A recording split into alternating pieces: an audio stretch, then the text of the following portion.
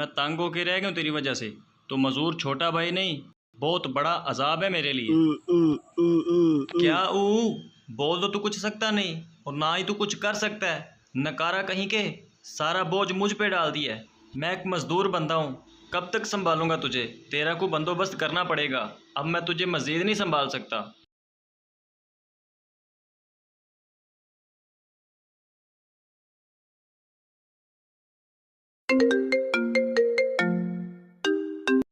Hello. Sir जी, मैं सज्जाद बात कर रहा हूँ, आपको बाजार में मिला था। सजाद? हाँ बोलिए।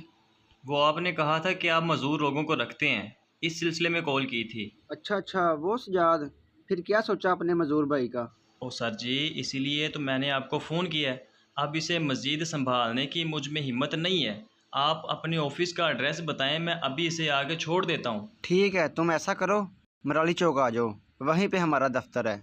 जब तुम आओगे तो पता चल जाएगा। ठीक है सर, मैं अभी आता हूँ।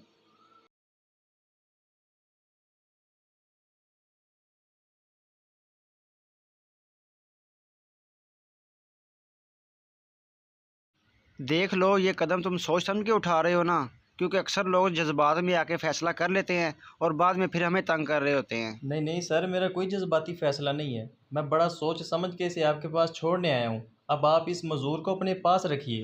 चलो सही है, मैं फिर तुम्हें अपनी शराइत बता देता हूँ। अगर तुम अगले 2 दिनों में आते हो ना, तो फिर तुम्हें 5,000 रुपये जुर्माना देना पड़ेगा, फिर अपने भाई को लेकर जा सकते हो। अगर उसके बाद आते हो तो फिर हम कुछ नहीं कर सकते, क्योंकि हम उसे मेन शेल्टर होम कराची पहुँचा चुके होंगे। वहाँ से आना नामुमकिन है। सर जी, मैं आपको बता तो रहा हूँ, मैं फ़ैसला करके आया हूँ। मेरा अब इससे कोई वास्ता नहीं है।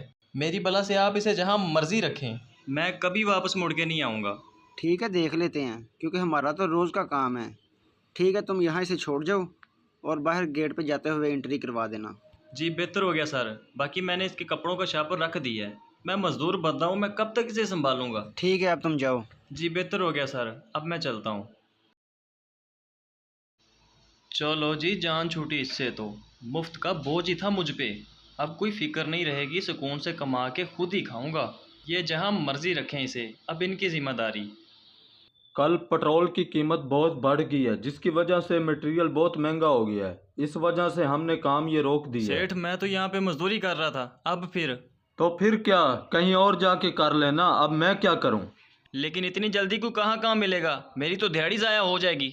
इस चीज का ठेका मैंने नहीं उठाया हुआ, काम बंद है तो मैं तुझे कहाँ से दे दूं। चल जा अभी यहाँ से। जी ठीक है सेठ।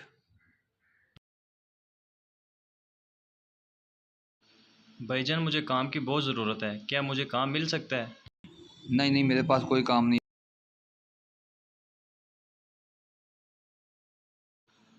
अस्सलाम वालेकुम। वालेकुम अस्सलाम। अच्छा सर, मैं काम के सिलसिले में आपके पास आया था। काम की वजह से बहुत परेशान हूँ, क्या आपके यहाँ काम मिल जाएगा?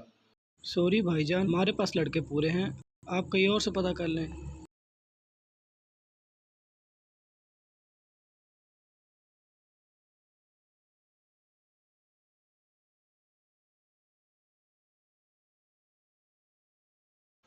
कल की तरह आज भी कोई काम नहीं मिला, पता नहीं क्या हो गया है। और ना ही किसी के घर से कोई मदद आई है। सिर्फ इसी पानी पे गुजारा तो नहीं कर सकता। कुछ ना कुछ तो करना ही होगा पेट पालने के लिए, समझ नहीं आ रही क्या करूं। पेट्रोल महंगा हो गया है तो यकीनन इस बाइक वाले ने पुराने रेट पे टैंकी भरवाई होगी। अगर मैं इसमें से कुछ पेट्रोल चुरा लूं तो मेरा कोई गुजारा हो सकता है।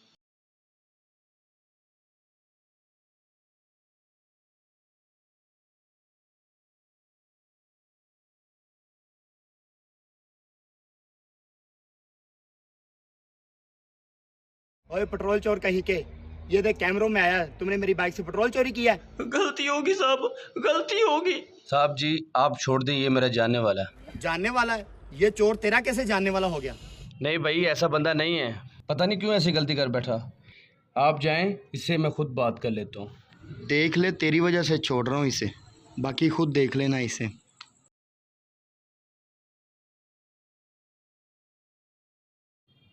ये क्या हरकत कर दी तूने? अच्छा भला दिहाड़ी कमाने वाला बंदा था तू, ये उम्मीद नहीं थी मुझे तुझसे।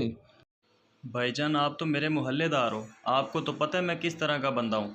पता है तो इसीलिए बजाया तुझे, वरना मेरे साहब तो तुम्हें पुलिस में दे देते। मगर ऐसी क्या मजबूरी आ गई थी तुझे जो तूने ऐसी घटिया हरकत करना शुरू कर दी? कल से बड़ी मुश्किल में हूँ मैं।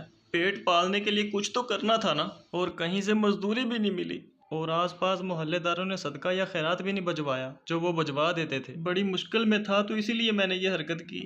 ओहो, फिर वो तेरा बेचारा मजदूर भाई, उसका तो कोई हाल नहीं रहा होगा ना भूख से। उसका तो मैंने कल सुबह से बंदोबस्त कर लिया था।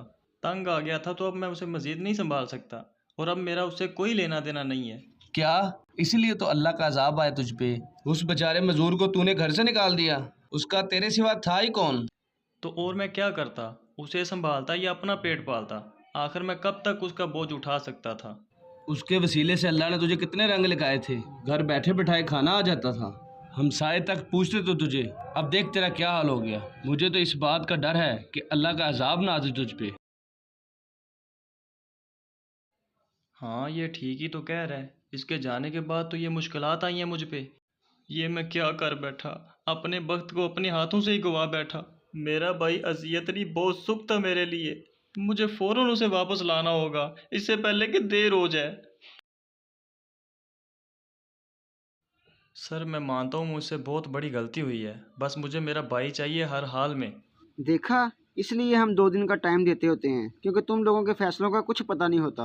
और शर्त मैंने तुम्हें बता दी थी। अब 5,000 रुपये का जुर्माना दो और अपने भाई को ले जाओ। जी जी सर, मैं भरने को तैयार हूँ, लेकिन ज़मानत के तौर पर ये मेरा मोबाइल फ़ोन और आईडी कार्ड रख लें। मैं 3-4 दिन में आपको पैसे दे के ये उठा लूँगा। बस आप प्लीज़ मुझे मेरा भाई वापस दे दें।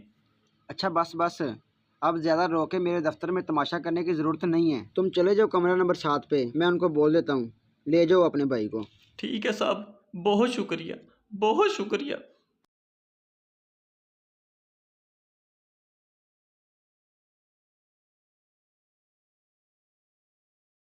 मैं जानता हूँ कि मैंने तेरे साथ बहुत नाइंसाफ़ी की है। तेरा मेरे सिवा था ही कौन जो मैं तुझे गैरों के आसरे जाके छोड़ आया। मेरा भाई, तू तो वक्त है मेरे लिए। जब तक तू मेरे पास था तो मुझे बहुत सुख था, और तू सोच भी नहीं सकता जो मुझ पे कल से गुजर रही है। और आइंदा के बाद मैं तुझे कभी अपने से दूर नहीं होने दूंगा, कभी नहीं। बस तो अब मुझे माफ़ कर दे। इस मैसेज को सदका जारिया समझ के ज़्यादा से ज़्यादा शेयर करें। शायद आपकी वजह से किसी की इस्लाह हो जाए।